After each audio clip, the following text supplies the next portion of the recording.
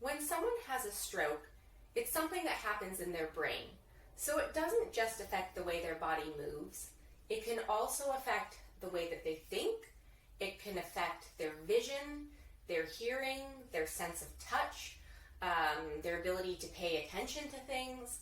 So when you're working with someone with stroke and you're trying to transfer them, you really have to think about all of those things and not just the physical aspect.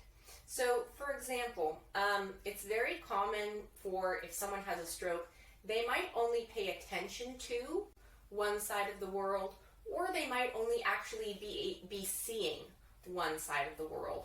They will not know that they're only attending to or seeing one side of the world because their brain is telling them they're getting the whole picture. But nonetheless, they are only seeing one side, or they're only paying attention to one side. So it's very important that any safety items or necessary items that they need, even not during a transfer, anything that you want them to be able to access and have needs to be on the side where they're either seeing or they are attending to. But in a transfer, we are most concerned about safety. So we want to make sure that we are helping the environment give them all of the safety cues that they need on the side of the world that they need. So if there's something that you want them to look at, you will need to direct them to that thing.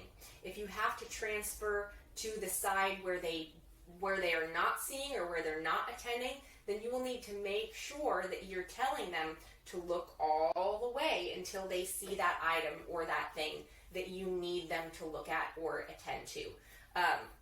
It's just something to be aware of. Sometimes we think when we're working with stroke survivors that they're trying to be difficult, or they are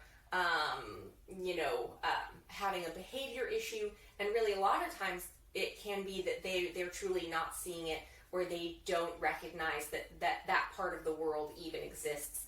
And as crazy as that sounds, it does happen pretty often. So we need to be aware of that possibility so we can gently direct them to look at the thing or move in the direction that we need them to move.